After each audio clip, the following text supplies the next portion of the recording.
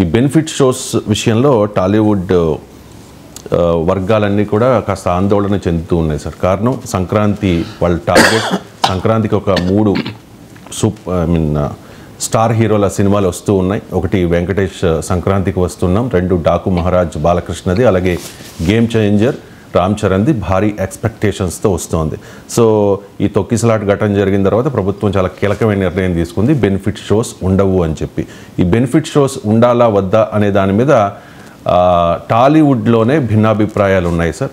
Benefit shows ఉండాలి అని కొంతమంది అంటూ ఉంటే, బెనిఫిట్ షోస్ కోసం ముఖ్యమంత్రి దగ్గరికి వెళ్ళి దేహి అని అడుక్కోవడం అవసరమా అని సినీ పెద్దల్ని ప్రశ్నిస్తూ ఉన్నారు తమ్మారెడ్డి భరద్వాజ. ఒకసారి బయట ప్లే చేయండి. నేను 15-20 ఏళ్ళ నుంచి చెప్తున్నా, బెనిఫిట్ షో అనేది వెయ్యకూడదు, అదేంటి ప్రీమియర్ షోకి వెయ్యొచ్చు. ప్రీమియర్ షో మేము వేసేవాళ్ళం. మేము మొగుడుగా వాళ్ళ సినిమాకి 20-25 ప్రీమియర్ షోలు వేసాం. ఫ్రీగా అక్కడ మన జనానికి మెడ్రాస్లో ఉన్న వాళ్ళందరికీ చూపించేసాం. ప్రీమియర్ షో అంటే ఆల్మోస్ట్ ఫ్రీగా చేసేవారు. ఇప్పుడు ప్రీమియర్ షోలు అంటే దాన్ని డబ్బులు చేసుకున్నారు, దాన్ని క్యాష్ చేసుకున్నారు. అది మొన్న అంతకుముందు వీడియోలో నేను పెట్టాను.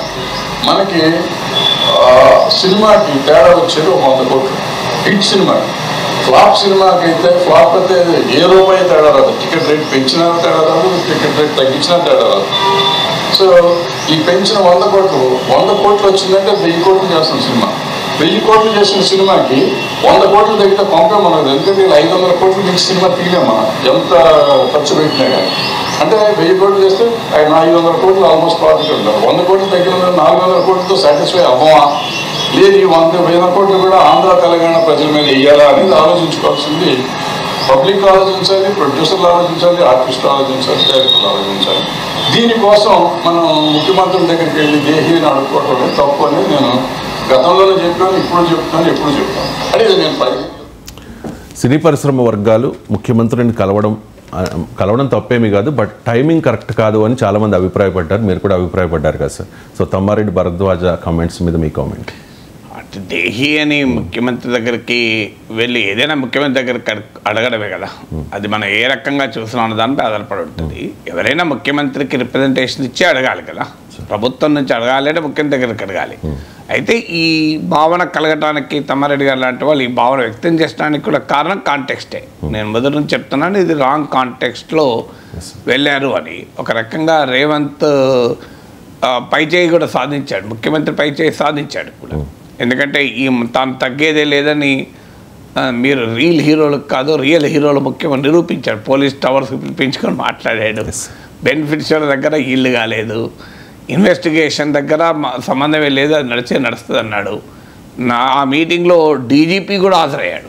మీరు గమనిస్తే నేను మీడియాలో చదివింది డైరెక్టర్ జనరల్ పోలీస్ కూడా హాజరైనట్టున్నారు సినిమా వాళ్ళతో జరిగిన మీటింగ్లో.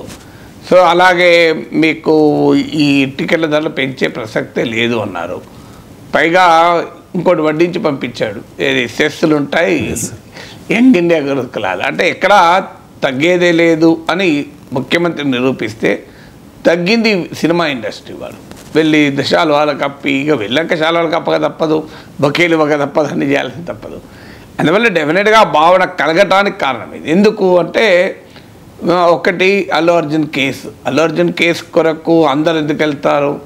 ఒకవేళ అల్లు అర్జున్ కేసు గురించి మాట్లాడుకోవాలి అంటే ఇలా పబ్లిక్ గ్లేయర్లో వీళ్ళు ముఖ్యమంత్రితో ఎవరు మాట్లాడుకోరు. అందువల్ల డెఫినెట్గా ఫిలిం ఇండస్ట్రీ రాటిల్ అయింది ఈ బెనిఫిట్ షోలు అలాగే టికెట్ల ధరలు. ఎందుకంటే అది క్లియర్గా ఎకనామిక్ ఇంట్రెస్ట్ కదా. సో మిగతా అన్నీ ఏదైనా ఇది ఆర్థిక ప్రయోజనాలకు సంబంధించింది. సో అందువల్ల వాటి దగ్గర రాజకీయాలకు వెళ్ళారు కానీ అదేమీ కుదరలేదు. ఈ సీజన్కి అయితే కుదరదు. ఇక ఏమన్నా నెక్స్ట్ ఇయర్ వరకు మళ్ళీ ఏమైనా ప్రభుత్వ విధానం మారితే ఇదంతా సమస్య పోతే చెప్పలేం, కానీ ఈ సంక్రాంతికి అయితే బహుశా సాధ్యం కాదు.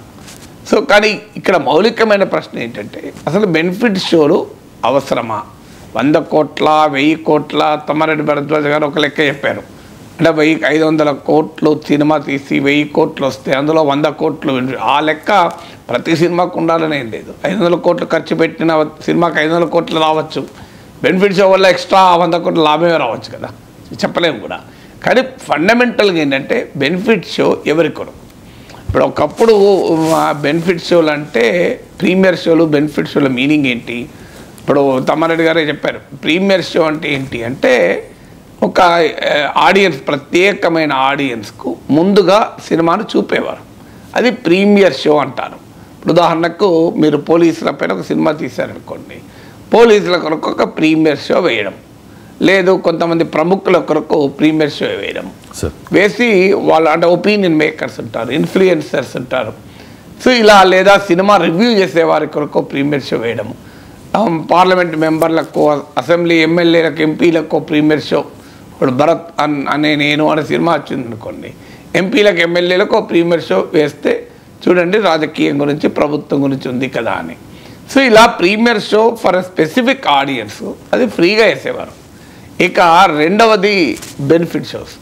బెనిఫిట్ షోలు ఏంటంటే నేచురల్ కెలామిటీస్, ప్రకృతి వైపరీత్యాలు వచ్చినప్పుడు వాళ్ళ ఈ ప్రజల కోసం ఆ బెనిఫిట్ షో వేసి ఆ వచ్చిన డబ్బుల్ని చీఫ్ మినిస్టర్ రిలీఫ్ ఫండ్కో లేదా ఏదో ఒక రకంగా సహాయ కార్యక్రమాలకు ఖర్చు పెట్టేవారు. అంటే ఒక పబ్లిక్ కాజ్కు బెనిఫిట్ షో ఉండేది. థర్డ్ లెవెల్కి వచ్చే వరకు ఏంటంటే స్పెసిఫిక్ కాజెస్కు, మీకు ఉదాహరణకు సినిమా కార్మికుల సంక్షేమం కొరకు. ఇప్పుడు సినిమా రంగంలో మీకు 300 కోట్లు తీసుకునే అల్లు అర్జును 200, 150 కోట్లు తీసుకున్న సుకుమార్లే ఉండరు. సో లైట్ పట్టేవారు ఉంటారు, కెమెరా ముట్టుకునే పట్టేవారు ఉంటారు, ఆడ క్లీన్ చేసేవాళ్ళు ఉంటారు, భోజనం వడ్డించే వాళ్ళు ఉంటారు. సో ఒక సినిమా తాజ్మహల్ నిర్మాణానికి రాళ్ళెత్తిన కూలీలు ఎవరని మహాకవి అన్నట్లు ఒక సినిమా నిర్మాణానికి అనేక పనులు చేస్తారు. వాళ్ళ కార్మికుల స్థితిగతులు ఏంటి, వాళ్ళు ఎలా ఉన్నారు, వాళ్ళ జూనియర్ ఆర్టిస్టుల జీవితాలు ఏంటి, ఒక గుర్తింపు రాని కళాకారుల పరిస్థితులు ఏంటి, వీటిపైన సినిమా ఇండస్ట్రీ ఎప్పుడు పట్టించుకున్నది, ఎన్నడూ పట్టించుకున్నది, కాస్టింగ్ కౌచ్ బాధితుల పక్షాన ఏంటి. సో వీరి సంక్షేమం కొరకు బెనిఫిట్ షో వేసి ఆ డబ్బుల్ని సినీ కార్మికుల, అందులో కూడా సినిమా శ్రామికుల, సో శ్రమైక జీవన సౌందర్యానికి సమానమైనది లేనే లేదని మహాకవి మాట అది. అందువల్ల శ్రమకు విలువ ఇచ్చి మా సినిమా ఇంత అద్భుతంగా సక్సెస్ కావటానికి, మేము 100 కోట్లు సంపాదించడానికి ఆ పేద కార్మికుల కష్టాలు ఇందులో భాగము అని గుర్తించగలిగితే వారి బెనిఫిట్ కొరకు షో వేయచ్చు, తప్పులేదు. సో ఇలా ఏదో ఒక కాజ్, ఒక పర్టిక్యులర్ కాజ్ కొరకు మీరు బెనిఫిట్ షోలు వేస్తే అర్థం ఉంది. కానీ ఇది బెనిఫిట్ ఎవరి కొరకు అనేది నా ప్రశ్న. ఎవరి కొరకు అంటే 100 కోట్లు మేము పెట్టుబడి పెట్టాం. ఆ 100 కోట్ల పెట్టుబడికి కారణం 100 కోట్లు హీరోలు తీసుకుంటున్నారు అంటే ఇప్పుడు మీరు బెనిఫిట్ ఎవరి కొరకు వేయాలి? 100 కోట్లు పెట్టుబడి పెట్టి వ్యాపారం చేసే ప్రొడ్యూసర్ కొరకు వేయాలా? 100 కోట్లు పారితోషికం తీసుకుని హీరో కొరకు బెనిఫిట్ షో ఉండాలా? ఎవరి బెనిఫిట్ కొరకు షో ఉండాలి అనేది క్లారిటీ రావాలి. ఎవరి బెనిఫిట్ కొరకు షో ఉండాలి అని, లేదా ఎవరి బెనిఫిట్ కొరకు టికెట్ల ధరలు పెంచాలి అంటే మీకు అభిమానులు వెర్రెత్తి ఉన్నారు కనుక ఆ వెర్రెత్తిన అభిమానుల నుంచే మేము లాగుతాం అనుకోవడం కరెక్టా అని. ఇప్పుడు మీ అభిమానులనే మీరు అన్యాయంగా ట్యాక్స్ చేయడం కరెక్టా? పాపం వాళ్ళు ఎంతో ప్రేమతో మిమ్మల్ని ఆరాధిస్తూ మొదటి రోజే సినిమా చూడాలి అని ఆనందంతో వస్తున్న వారిని మీ పైన మేము ఎక్కువ భారం మోస్తామంటే ఎతికలా? సో వారికి ఈ ప్రశ్నలన్నీ మీకు బెనిఫిట్ షోలు టికెట్ల ధరల పైన వస్తాయి. పోనీయండి, లేదంటే మార్కెట్ని రెగ్యులేట్ చేసుకోవాలి. నేను చాలాసార్లు చెప్పాను, టికెట్ ధరలు మరి ప్రభుత్వం రెగ్యులేట్ చేయడం కరెక్ట్ అవుతుందా? అదేమన్నా నిత్యావసర వస్తువా? పాల ధరలు రెగ్యులేట్ చేసినట్లు టికెట్ ధరలు రెగ్యులేట్ చేయొచ్చా? ఇప్పుడు మీకు హోటల్లో బ్రేక్ఫాస్ట్ ధరల్ని ఎవరు రెగ్యులేట్ చేస్తున్నారు? మీకు రోడ్డు పక్కన బండి ఇడ్లీ 10 రూపాయలు ప్లేట్ ఇడ్లీ ఉండొచ్చు, మీరు హోటల్ మ్యారియట్కి పోతే 500 రూపాయలు ప్లేట్ ఇడ్లీ ఉండొచ్చు. Who is regulating the tiffin charges? ఎవరు రెగ్యులేట్ చేయడం లేదు కదా, ప్రజలే రెగ్యులేట్, మార్కెట్ రెగ్యులేట్ చేసుకుంటుంది. కూరగాయల ధరలు ఎవరు రెగ్యులేట్ చేస్తున్నారు? ఏమన్నా రైతు బజార్లో కూడా కరెక్ట్గా రెగ్యులేట్ కావే. సబ్బుల ధరలు ఎవరు రెగ్యులేట్ చేస్తున్నారు? ప్రభుత్వం డిసైడ్ చేస్తుందా? ఇంకో ఈ సబ్బుకి ఈ ధర ఉండాలి, ఈ సబ్బుకి ఈ ధర ఉండాలి. ఈ వాటర్ బాటిల్ ధరలు ఎవరు రెగ్యులేట్ చేస్తున్నారు? సో ఏ ధరలు ఎవరు రెగ్యులేట్ చేస్తున్నారు? ఒక్క సినిమా టికెట్ల ధరల్ని ఎందుకు రెగ్యులేట్ చేయాలి?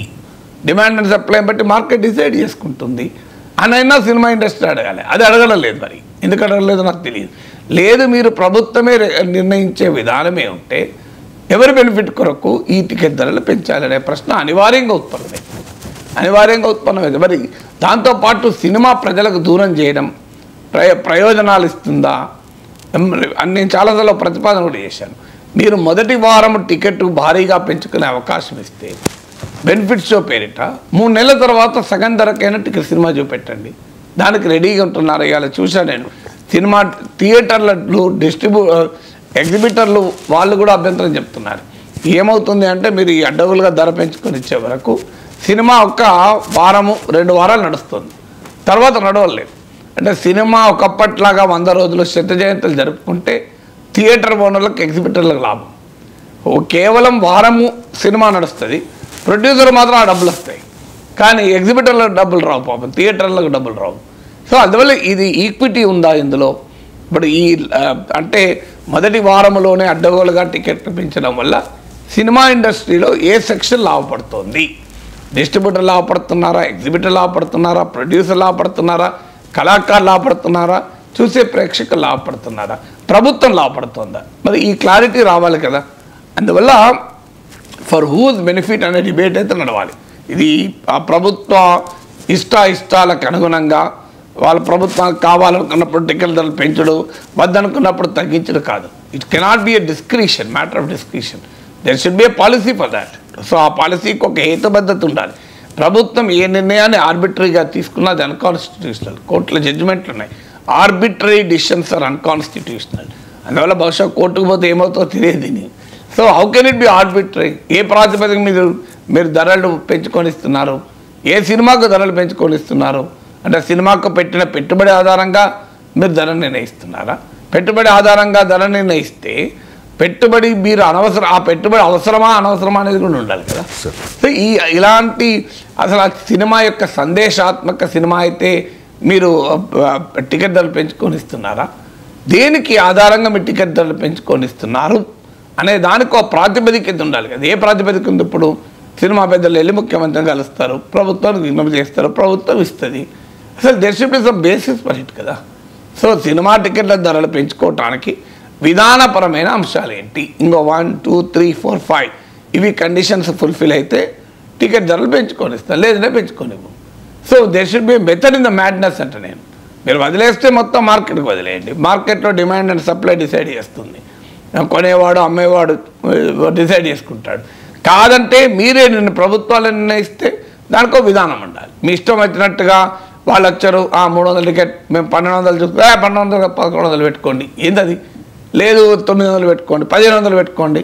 అసలు ఈ 300ని 1200 ఎందుకు చేయాలి, 1500 ఎందుకు చేయాలి, 900 ఎందుకు చేయాలి? There should be some reasoning కదా. సో ప్రభుత్వ నిర్ణయాలకు హేతుబద్ధత ఉండకూడదా? హేతుబద్ధత లేని ఏ ప్రభుత్వ నిర్ణయమైనా రాజ్యాంగ విరుద్ధమైన సుప్రీంకోర్టు తీర్పులు ఉన్నాయి. Any decision which is arbitrary in character ఇది అన్కాన్స్టిట్యూషనల్. ఆర్బిటరీనెస్ అనేది ఒక ప్రాతిపదిక చట్టాన్ని కోర్టులు కొట్టివేయడానికి. అందువల్ల దీనిపైన విధానపరమైన నిర్ణయాలు ఏంటి? It should not be arbitrary, it should be rational. ఒక పాలసీకి ఏదైనా రేషనాలిటీ ఉండాలి. పాలసీకి ఒక బ్రాడర్ సోషల్ పర్పస్ ఉండాలి, ఒక విస్తృత సామాజిక ప్రయోజనం ఉండాలి. ఈ పాలసీకి ధరలు పెంచుకోవడము, బెనిఫిట్ షోలు వేయడం అనే విధాన నిర్ణయానికి హేతుబద్ధత ఏంటి? ఒక లార్జర్ సోషల్ పర్పస్, ఒక సామాజిక ప్రయోజనం ఏంటి? ఏది వాట్ ఈస్ దట్? దే బాధబెదిక లేకుండా అడిగేవాడు అడుగుతాడు, ఇచ్చేవాడు ఇస్తాడు అంటే మరి తమ్మారెడ్డి లాంటి వాళ్ళు దేహి అని అంటున్నారంటే మరి ఇచ్చేవాడు ఇస్తున్నాడు, అడిగేవాడు అడుగుతున్నాడంటే మరి దేహి అవుతుంది అనే భావన కలుగుతుందా లేదా? ఒక రైట్ కొరకు వెళ్ళి అడగడం వేరు, ఒక ఫేవర్ అడగడం వేరు కదా. సినిమా ఇండస్ట్రీ వెళ్ళి ఫేవర్ అడుగుతుంది, రైట్ ఎక్కడ అడుగుతుంది? రైట్ ఏంటి? రైట్ నిజంగా ఫిల్మ్ ఇండస్ట్రీ అడగాల్సింది హ్యావ్ ఏ పాలసీ, వీటికి ఒక విధానం నిర్ణయించండి. ఆ విధానానికి ఒక హేతుబద్ధత ఉండాలి, టెస్ట్ ఆఫ్ రీజనబుల్నెస్కి లోబడి ఉండాలి. రీజనబుల్నెస్ ఉండాలి కదా, హేతుబద్ధత. సో అది అడగడం లేదు కదా ఫిల్మ్ ఇండస్ట్రీ. ఇంకా మాకు టికెట్లు పెంచుకునే అవకాశం ఇవ్వండి, మాకు బెనిఫిట్లు ఉంటాయి, ఇది మరి అడుక్కోవడం అవుతుంది కదా. ఆ భావన అంత పెద్ద మాట తమ్మారెడ్డి అనగలిగారని నేను అనలేను, ఎందుకంటే ఆయన సినిమా ఇండస్ట్రీ నుంచి వచ్చిన తను కనుక ఆయనకు ఆ స్వేచ్ఛ ఉంది. నాలాంటి వాళ్ళ దేహి అన్న పదం వాడలేము. కానీ బట్ నేననేది ఏంటంటే ఇది ప్రభుత్వ పెద్దలకు సినిమా పెద్దలకు మధ్య ఒక జెంటిల్మెన్ అగ్రిమెంట్గా ఎట్లుంటుంది? It should be legally binding rational policy కదా. అది లేకుండా ఇప్పుడు అంతా జెంటిల్మెన్ అగ్రిమెంట్గా మారిపోయింది. అందువల్ల ముఖ్యమంత్రి ప్రభుత్వానికి సినిమా పరిశ్రమకు మధ్య ఉన్న సంబంధ బాంధవ్యాలపైన ఆధారపడి నిర్ణయం ఉంటే అది సమాజానికి మంచిది అవుతుందా?